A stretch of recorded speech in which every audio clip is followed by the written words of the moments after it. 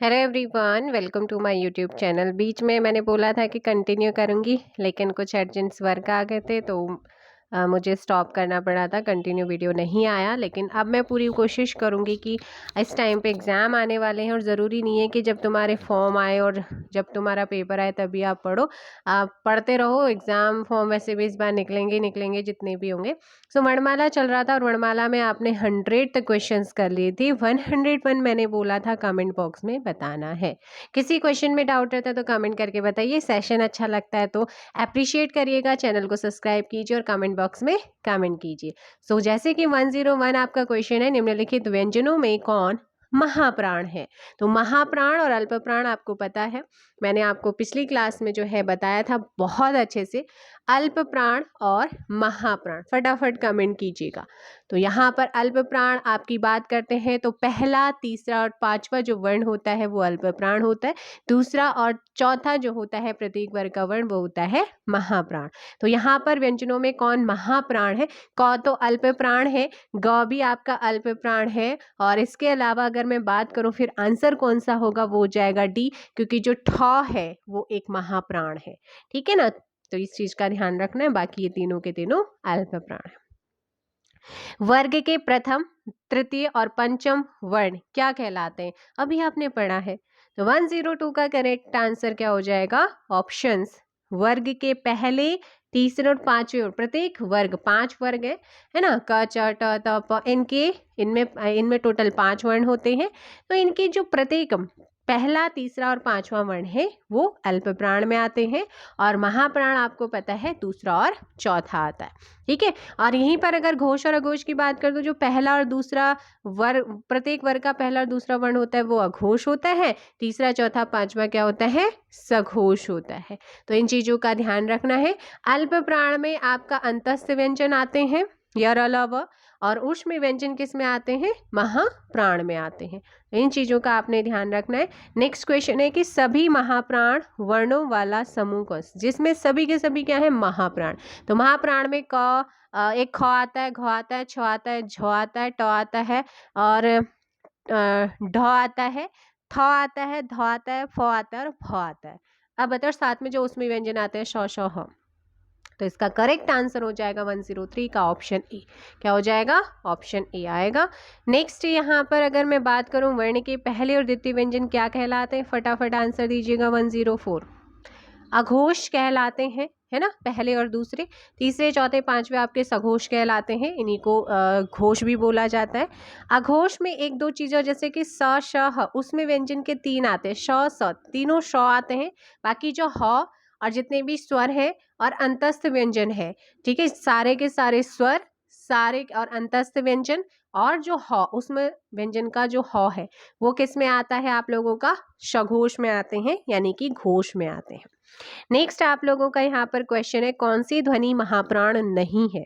अब वो कौन सी ध्वनि है जो महाप्राण नहीं? आपको सारी चीजें बता दी, फटाफट आंसर कीजिएगा। आंसर हो जाएगा यहाँ पे ज, क्योंकि ये क्या है? अल्प प्राण है।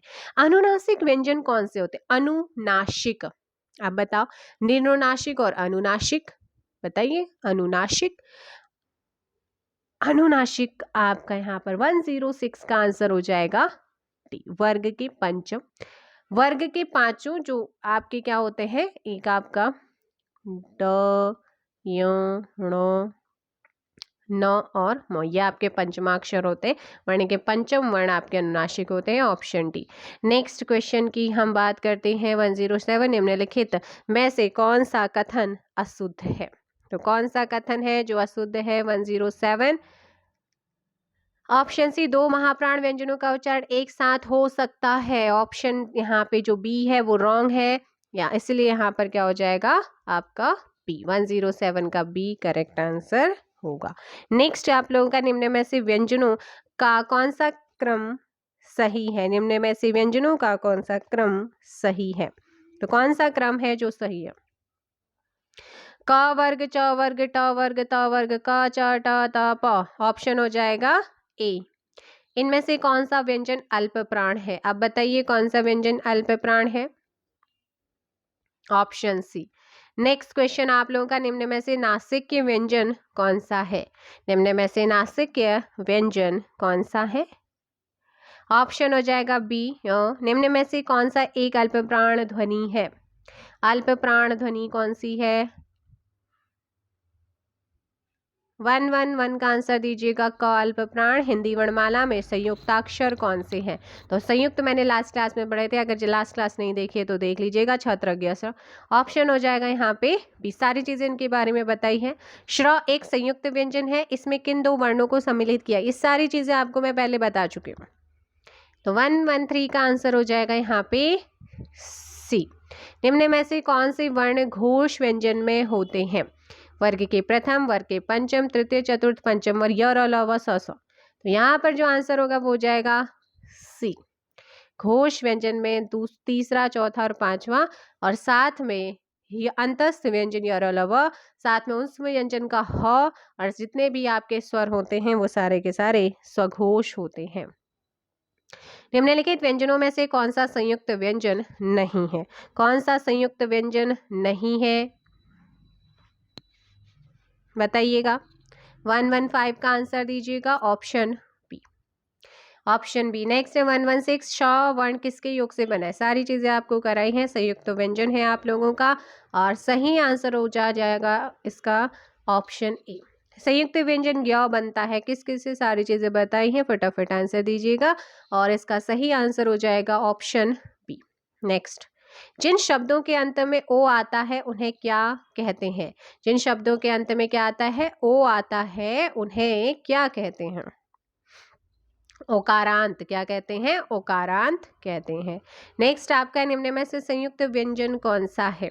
संयुक्त व्यंजन कौन सा है? 119। ऑप्शन ए श्र।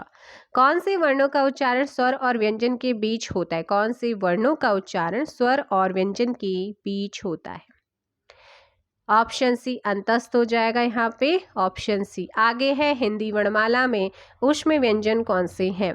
हिंदी वर्णमाला में ऊष्म व्यंजन कौन से हैं? ऑप्शन सी डी, सॉरी क्या हो जाएगा? डी। स और ह क्या है आपके? उसमें व्यंजन है। बाकी जो दो श है वो भी उसमें व्यंजन है। स्थान के आधार पर बताइए कि मूर्धन्य व्यंजन कौन से हैं? क च ट त पे कंठ तालु मूर्धा। क च ट, तो यहाँ पर बताइएगा 22। 122 का जो सही आंसर होगा वो हो जाएगा सी। क्या हो जाएगा? सी। नेक्स्ट आपका है उसमें व्यंजन कौन सा है? उसमें व्यंजन बताइएगा कौन सा है? 123। हाँ, यहाँ पर ऊष्म व्यंजन है। नेक्स्ट है च वर्ग का उच्चारण मुंह के किस भाग से होता है? आपको सारी चीजें कराई हैं। क, च, ट, त और प। कंठ तालु मूर्धा दंत ओष्ठ। आप बताइए। तो इसका सही आंसर हो जाएगा 124 का ऑप्शन सी। इनमें से उसमें व्यंजन नहीं है। अब वीडियो को लाइक एंड शेयर ज़रूर कीजिएगा। सेशन अच्छा लगे तो कमेंट बॉक्स में अप्रिशिएट करिए, कमेंट कीजिएगा। उसमें व्यंजन ल नहीं है। त वर्ग का उच्चारण मुंह के किस भाग से होता है? त वर्ग का जो उच्चारण होता है वो होता है दंत से। ऑप्शन हो जाएगा यहाँ पर ए। नेक्स्ट है आपका स श ध्वनि के अंतर्गत आते हैं। किसके अंतर्गत आते हैं? उसमें निम्न में से आकारांत शब्द कौन सा? आकारांत शब्द। आकारांत। आ लगा हुआ है ना, आराधना। कौन सा उसमें व्यंजन नहीं है? ग आपका उसमें व्यंजन नहीं है। ठीक है। नेक्स्ट आप लोगों का जो क्वेश्चन है, त्र वर्ण किसके योग से बना हुआ है? आंसर हो जाएगा डी, त धन र। हिंदी वर्णमाला में ऊष्म व्यंजन कौन से हैं? स श ह हो जाएगा। कौन से वर्णों को स्वर और व्यंजन के बीच की कड़ी कहा जाएगा? तो स्वर और व्यंजन के बीच की कड़ी किन्हें कहा जाता है या कहा जाएगा? तो वो है आपके योगवाह। हिंदी वर्णमाला में अंतस्थ व्यंजन कौन से हैं? Option B. क्या हो जाएगा?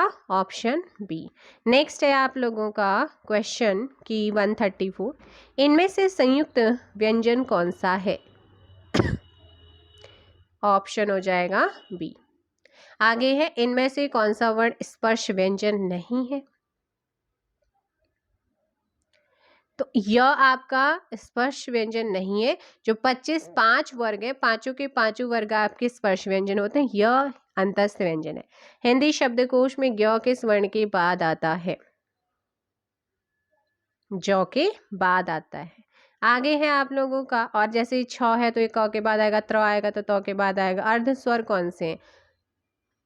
आपको बताया हुआ है, लास्ट क्लास नहीं देखिए तो फिर बार बार बोल रही हूँ, जरूर देखिएगा। ऑप्शन है य और वो है। निम्न में से अल्प प्राण व्यंजन कौन से हैं? 138 का बी, क और ग आपके क्या है? अल्प प्राण है। 139 है अंतस्थ व्यंजन है। य और व एंड र आपके अंतस्थ, य र ल व। जिन शब्दों के अंत में अ आता है उन्हें क्या कहते हैं? अनुस्वार, अयोगवाह, अंतस्थ या आकारांत। 140 का जो आंसर होगा वो जाएगा आकारांत। सही कथन चुनिए। य और व ध्वनियां अर्धस्वर कहलाती हैं, या व्यंजन का उच्चारण बिना स्वर की सहायता से हो सकते हैं? नहीं। अवधेश का विग्रह अवधनधेश होगा? नहीं। हिंदी में व्यंजनों की संख्या 8 है क्या? नहीं। तो यहाँ पर हो जाएगा य और वो क्या है? अर्धस्वर ध्वनियां। इनमें से किन का उच्चारण तालु से होता है? वो कौन से वर्ण हैं जिनका उच्चारण किससे होता है? तालु से। प वर्ग, ट वर्ग, ई, श या च वर्ग, स, श, ह। तो यहाँ पर आपका जो सही आंसर होगा वो हो जाएगा 142 का सी। ठीक है, और ये आप लोगों का ऑप्शन सी होगा।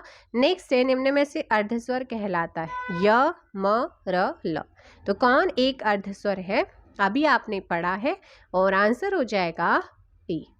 दोस्तों वीडियो को लाइक और शेयर भी कीजिएगा। कमेंट करके ज़रूर बताइए सेशन कैसा लगा। निम्न में से किन वर्णों का उच्चारण नासिका के द्वारा होता है?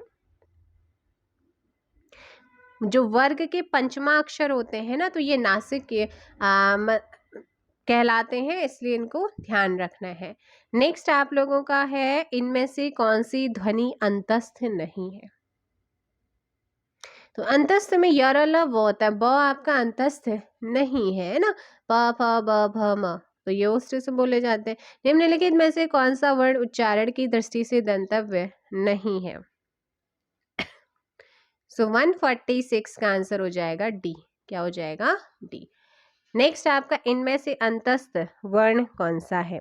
अंतस्थ वर्ण कौन सा है? क्वेश्चन नंबर 147, और करेक्ट आंसर हो जाएगा ए।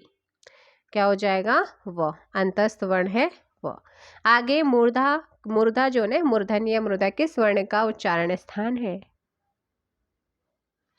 तो ऑप्शन हो जाएगा आप लोगों का बी। क्या हो जाएगा? बी। 148 का बी। हिंदी की ब ध्वनि है, ब ध्वनि है, अभी बताया। ओष्ठ। घ का उच्चारण स्थान क्या है? घ का उच्चारण स्थान क्या है? कंठ। नेक्स्ट आप लोगों का क्वेश्चन है, आप लोगों के लिए निम्नलिखित में से ओष्ठ ध्वनि नहीं है। कौन सी ओष्ठ ध्वनि नहीं है? प, फ, ब, भ, म ओष्ठ ध्वनि है। जो च क्या है? कंठ। तालु है, तालु से बोली जाती है, तो यहाँ पर ऑप्शन हो जाएगा ई। नेक्स्ट है, स वर्ण का उच्चारण स्थान कौन सा है? दंत होता है। हिंदी की ओष्ठ व्यंजन ध्वनि है, सी हो जाएगा यहाँ पे फ। नेक्स्ट नेक्स्ट है, प वर्ग का उच्चारण स्थान कौन सा है? प, फ, ब, भ, म। प, प, प, फ, फ, ब, भ, म। तो यहाँ पर आप लोगों का सही आंसर हो जाएगा ऑप्शंस डी। क्या हो जाएगा? Options D. निम्नलिखित में से दंत्य ध्वनि कौन सी है? तो यहाँ पर दंत्य ध्वनि की बात करते हैं। कंठ, तालु, मूर्धा, दंत। तो दंत, ओष्ठ, त वर्ग आपका त, थ, द, ध ना। तो इसका सही आंसर हो जाएगा ऑप्शन सी। व्यंजन और स्वर के संयुक्त रूप को क्या कहते हैं? तो जल्दी से कमेंट करके बताइएगा, जो व्यंजन और स्वर है इनके संयुक्त रूप को क्या कहते हैं? आंसर हो जाएगा अक्षर। क्या कहते हैं? व्यंजन और स्वर का जो संयुक्त रूप होता है उसको क्या कहा जाता है? उसको अक्षर कहते हैं। नेक्स्ट आप लोगों का है, द ध्वनि का उच्चारण स्थान के आधार पर होता है। तो द, त, थ, द, ध, न। तो सही आंसर होगा ऑप्शन बी दंत। श वर्ण का उच्चारण स्थान कौन सा है? अभी पढ़ा है आपने ऊपर 158 का सी, बी बी, ठीक है, बी तालु से। निम्न में से दंत वर्ण कौन सा? दंत, दंत ऑप्शन हो जाएगा यहाँ पे त थ द, ऑप्शन हो जाएगा ध, 159 का सी। कंठ से उच्चारित होने वाले वर्ण कौन से? जो कंठ से, तो पूरा का पूरा क ख ग घ ङ, ऑप्शन ए क वर्ण। ढ का उच्चारण स्थान क्या है? 161 ड, जल्दी बताओ 161 का सी मुर्दा। स का उच्चारण स्थान बताना है, तो स का जो उच्चारण स्थान होता है ये वाला श, वो है आप लोगों का ऑप्शन मुर्दा हो जाएगा 162 का डी। नेक्स्ट है ज किस वर्ग का व्यंजन है? ज किस वर्ग का व्यंजन है? 163 का बी तालु। मुर्दा से उच्चारित होने वाले वर्ण कौन से हैं? ट वर्ग। पंचम वर्ण की ध्वनियों का उच्चारण स्थान क्या है? 2 बार पढ़ चुके हैं आप, नासिक। नेक्स्ट का आंसर दीजिएगा ऑप्शन क्वेश्चन नंबर 166। ड ढ का उच्चारण स्थान 166 का डी। ट वर्ग में किस प्रकार के व्यंजन है? ण और ढ का उच्चारण स्थान आपका क्या था? ऑप्शन डी मूर्धा। ट वर्ग में किस प्रकार के व्यंजन है? 167। 167 का सी। र का उच्चारण मुंह के किस भाग से होता है? र का उच्चारण मुंह के किस भाग से होता है? ऑप्शन हो जाएगा ए दंत मूलक। क्या हो जाएगा? दंत मूलक। नेक्स्ट क्वेश्चन, निम्नलिखित में से कौन मूर्धन्य ध्वनि नहीं है? ट, ठ, ढ और च।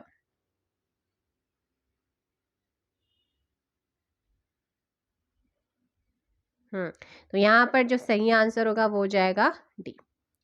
नेक्स्ट है, क्योंकि ये आपका तालु से होता है, हिंदी शब्दकोश में शब्दों का क्रम बताना है। जैसे आप डिक्शनरी लगाते हैं ना, तो शिक्षक, वर्तमान, ज्ञान क्षेत्र और मिश्रण, कौन सा पहले आएगा? तो यहाँ पर सबसे पहले आएगा ज्ञान क्षेत्र, फिर आएगा आप लोगों का मिश्रण, फिर आएगा आपका वर्तमान, फिर आएगा शिक्षक, ऑप्शन सी। 170 का हो जाएगा ऑप्शन सी। हिंदी की मूर्धन्य ध्वनियां हैं, हिंदी की मूर्धन्य ध्वनियां हैं 171, एंड करेक्ट आंसर होगा बी। क्या हो जाए, सॉरी, हाँ 177 का बी होगा। मूर्धन्य में ट, ठ, ड, ढ आता है। आगे है निम्न में से उकारांत शब्द। उ का रांत शब्द नहीं है, मतलब छोटे उ की। तो सोचो यहाँ पे सिंपल सा ऑप्शन, यहाँ पे D.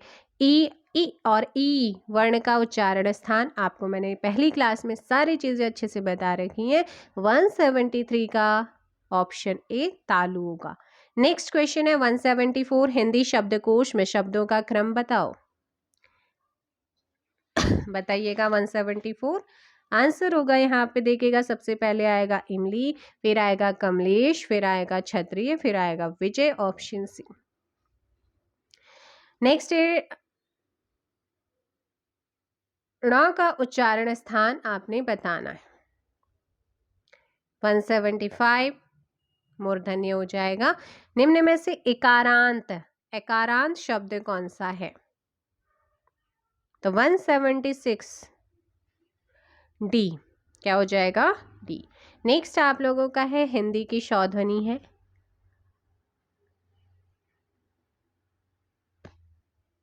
One 177 correct answer B होगा। जिन शब्दों के अंत में ई आता है उन्हें क्या कहते हैं? इकारांत। आगे है य का उच्चारण स्थान है तालु। हर टाइप का क्वेश्चन है, ठीक है, इससे बाहर तो मुझे नहीं लगता कुछ वर्णमाला से आएगा तो वो जाएगा। इतने सारे क्वेश्चन आपको करा दिए हैं। निम्न में से मूल दीर्घ स्वर कौन सा है? ई। ई, च, छ, ज, झ, ञ आदि का उच्चारण किससे होता है? तालु से। किससे होगा? तालु से होगा। निम्न में से अग्र स्वर नहीं है, तो अग्र स्वर कौन सा नहीं है? 182 ऑप्शन आपका होगा ए।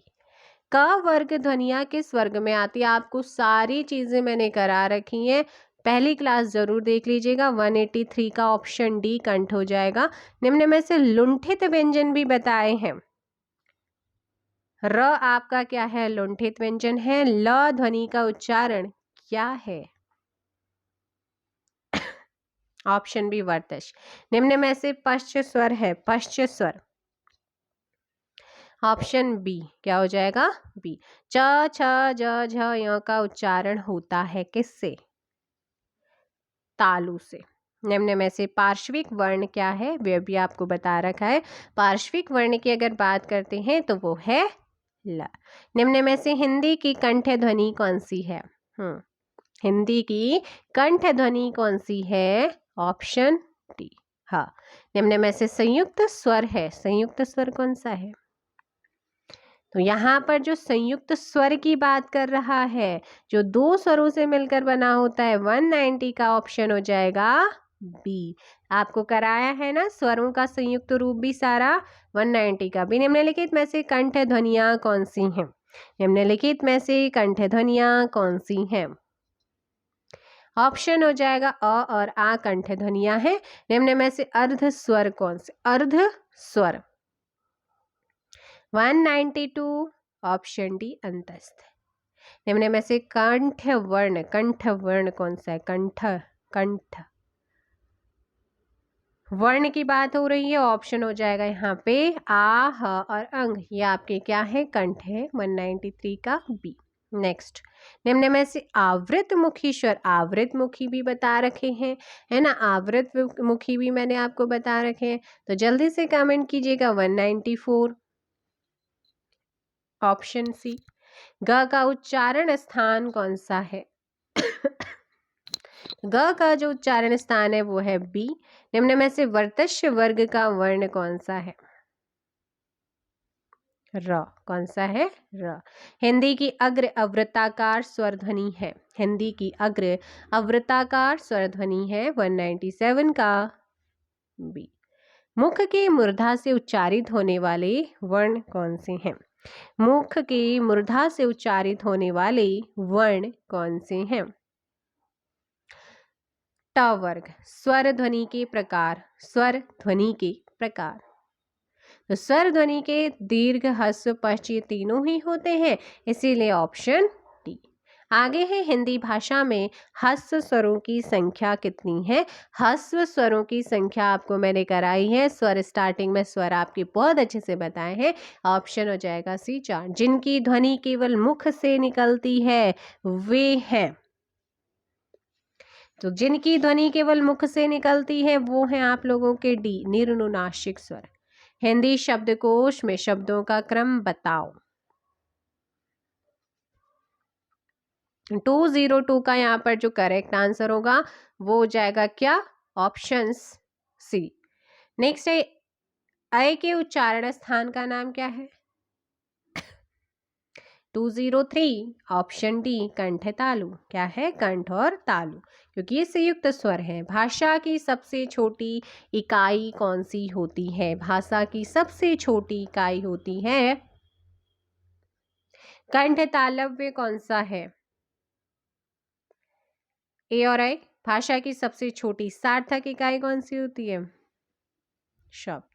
आगे है किस वर्ण का उच्चारण स्थान, क्वेश्चन को सही से पढ़ने की पूछा क्या गया है? Option D. नेक्स्ट आपका है जीव के प्रयोग के आधार पर स्वर के कितने भेद होते हैं? 208 और सही आंसर होगा 3 भेद होते हैं। स्वर की मात्रा को क्या कहते हैं? तो स्वर की मात्रा को हम क्या कहते हैं? 209 समरूप। क्या कहते हैं? समरूप। एक नया क्वेश्चन आपको मिला है।